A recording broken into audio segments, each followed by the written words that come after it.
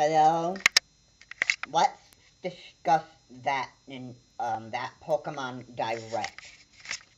Apparently, everybody is disappointed because it was 7 minutes. Now, to be completely honest, people were expecting it to be 35 minutes and not just 7. But here's how I look at it. I look at it as in they want to surprise us at E3. You can see where I'm going with this. I mean, they would want to say that they're working on something new, so they at least have something to present at E3. That's how I'm looking at it. In my opinion, I don't think that this 7-minute Pokemon Direct was actually really bad. I was really hyped up to see what the game looked like, how it was going to play, and this looked like it was actually pretty brand new.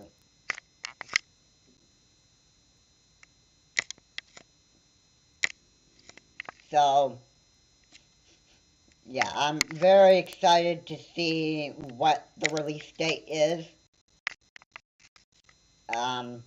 Apparently, there won't be another Nintendo Direct until after E3. Regardless of whether rumors come out.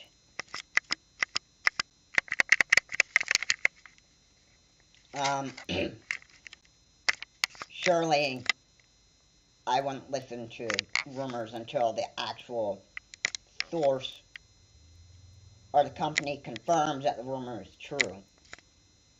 So yeah, you should know me. I've talked about this rumor thing for like quite a while.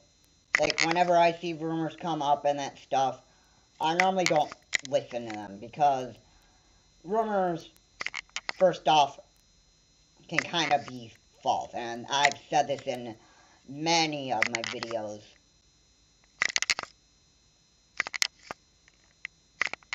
And yeah, in some ways, rumors can be right, and the only way that rumors can be right is if they are confirmed by Nintendo themselves.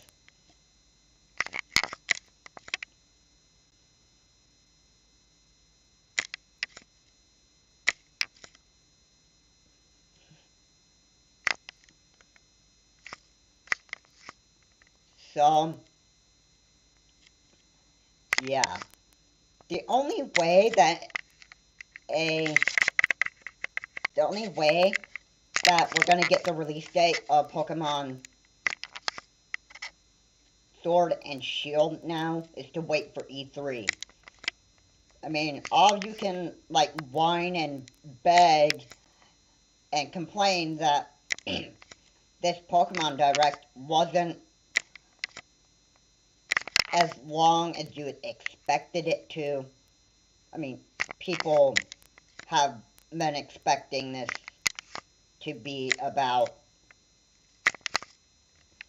35 minutes long, like all directs from Nintendo are. But it's Nintendo. They can plan directs however long they want. It's not about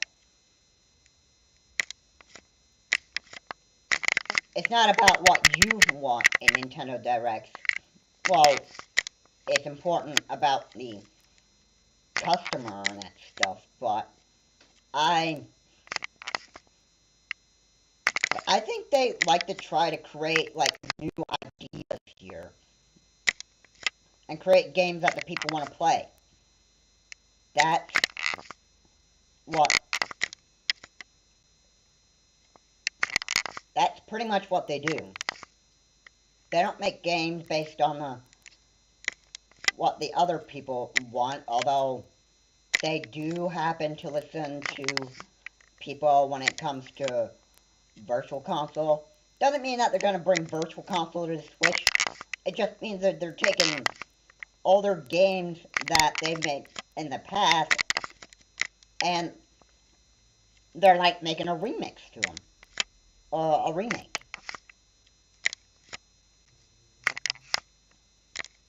So, literally, I don't see the problem with... Nintendo listens to people. Alright, many people like to complain that they're not getting what they want out of Nintendo. And then you constantly whine and beg. I'll be honest, Nintendo's not going to give people everything they want. Alright? They'll give people what they want, but they'll do it in, like, a way that you never expect. Like, say, Pokemon Yellow, for example.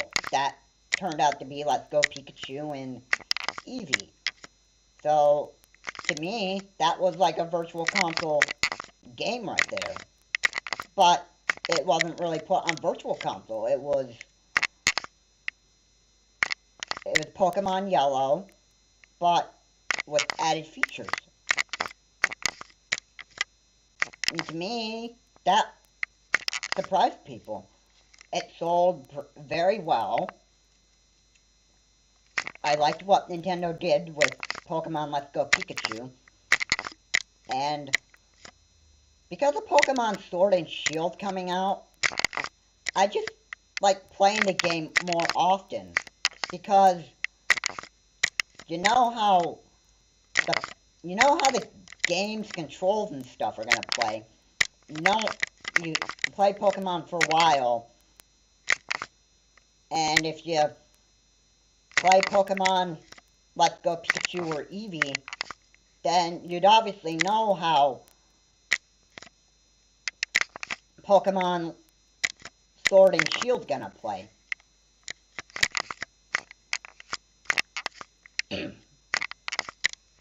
So, yeah, that's pretty good of what they're doing.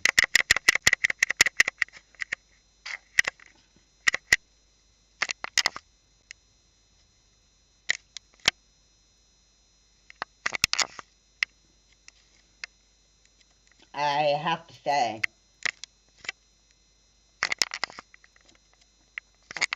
people like to see what Nintendo comes up with.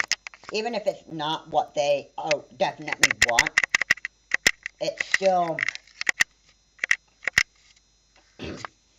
is nice to see what they come up with. And I know everybody's been disappointed with the Nintendo Direct, or the Pokemon Direct. That was 7 minutes. But we'll hear more of the details at E3. So, I'm not really disappointed at what I just saw. I know other people are, and people be like, oh, this is what we get? We don't get this remake? And what about Mother 3? We don't have Mother 3 here. What's wrong with that, Nintendo? Why won't you give us, like, Mother 3, or the games that that seriously want? Well, I've actually heard from a source saying that Mother 3 is pretty much canceled. So sorry if I am saying this to you all, but yeah,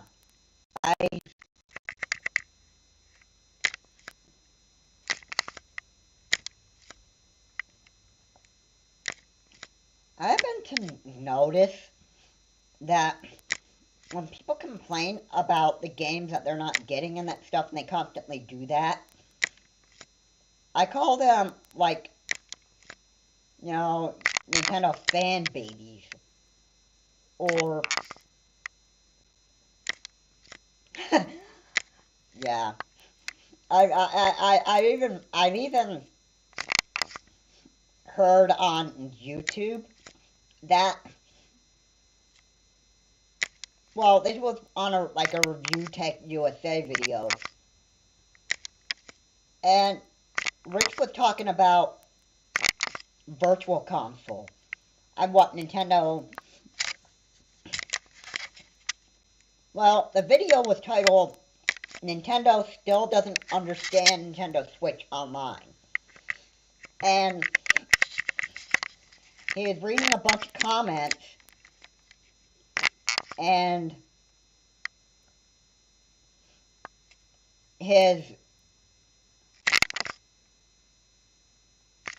there was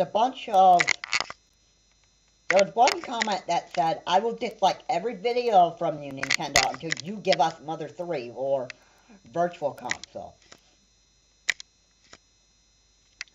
Now, in my opinion, I thought that was just him, like, complaining like a little kid who didn't get what he wanted. And literally, you're gonna, like, dislike every video from Nintendo just because you're not getting the games you want. Seriously, that is just, like, really stupid. That's like a really stupid comment. I mean, literally, it is. I'll be completely honest with you.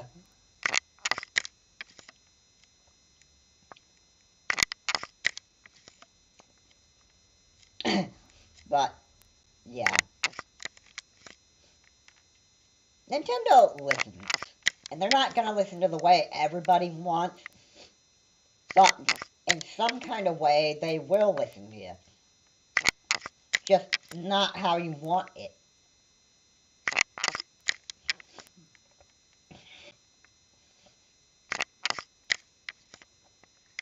I'm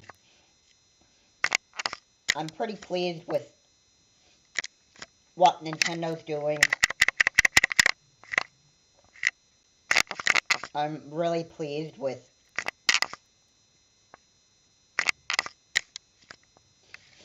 what's going to be announced at E3. And it's going to be awesome. It's going to be awesome. I can guarantee you it's going to be awesome. And not only was this thing 7 minutes, but it certainly tells me that Nintendo wants to do better at this E3 than they have last year.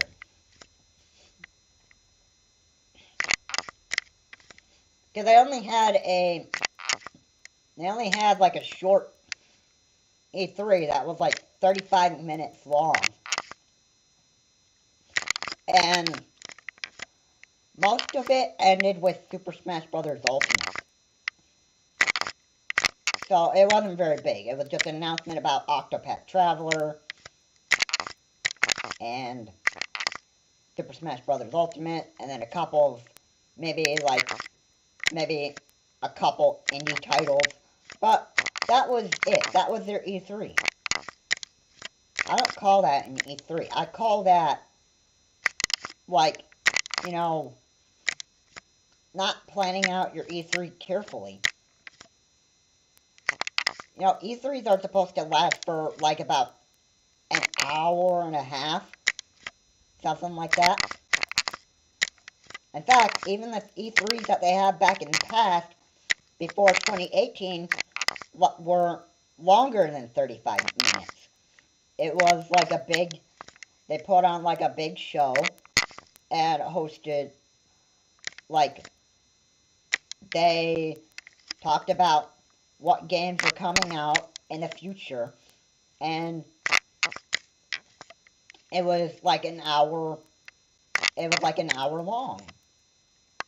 So I would suppose that they would actually make this E3 an hour full because, well, actually an hour long, because they don't want to disappoint people with this E3. They don't want to lose their sales. So they have a reason to actually learn from their mistake. If if if they want to have their sales keep the sales at where they're at right now, which they're doing pretty well, then they gotta have a big E3. They can't have a 35-minute E3 like they did the last time, or they're gonna mess it up big time. And they're not gonna do well in sales.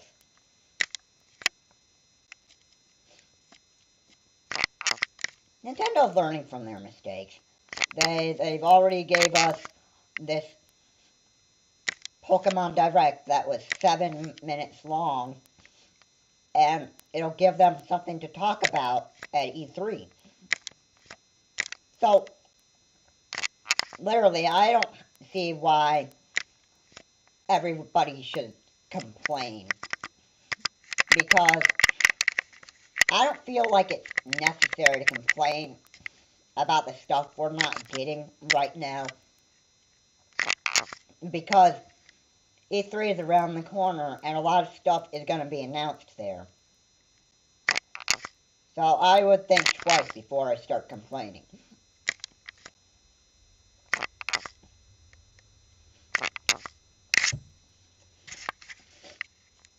I'm hyped up for E3. What about you? It's a great thing that we're getting all these great games in 2018. Or 2019, I'm sorry. I keep on thinking about how great 2018 was, and I keep on saying 2018, but it was actually a really good year for the Nintendo Switch. But this year is going to be even better, because they've already took Sony's crown already. And they're doing pretty well with doing that. In fact, Sony's been so stubborn with crossplay that now they're not in the lead anymore. Yeah, Sony may be the king of gaming, but one thing they lack is the understanding that crossplay needs to be allowed on all their third-party games. Because crossplay kind of helps the sales go up. Now, literally, pardon me if I'm going off topic with the let's discuss this Nintendo Direct discussion, but there are like multiple things I like talking about. So, just bear with me in this video.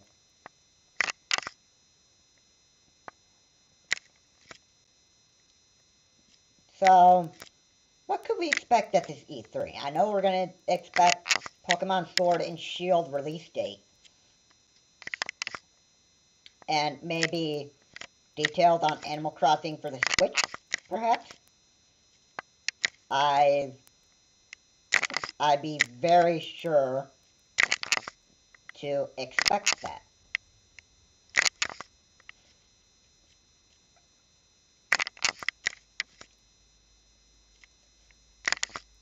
It's not easy to not predict what's going to be announced at E3, because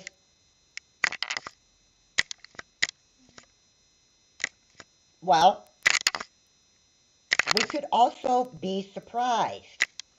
And what I mean by that is games that are coming out in 2020 announced at E3.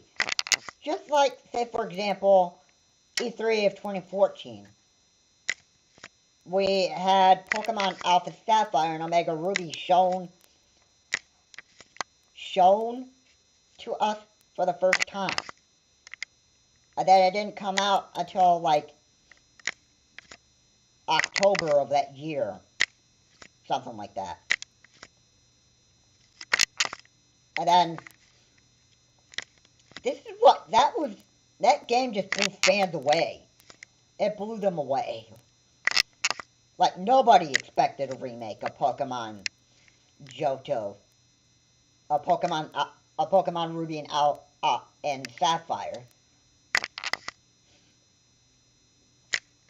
So, I was like, hey, this is actually a pretty good idea. It told me that, well, it told me that they were going to do more of it. But, yeah, E3 is going to be good. I would not complain that we hear a lot of details about Pokemon Sword and Pokemon Shield. Let me know in the comment section what you think about what I've said in this video, and I will see you all in the next video. This is Charles Morse. Have a good day. I will see you all later.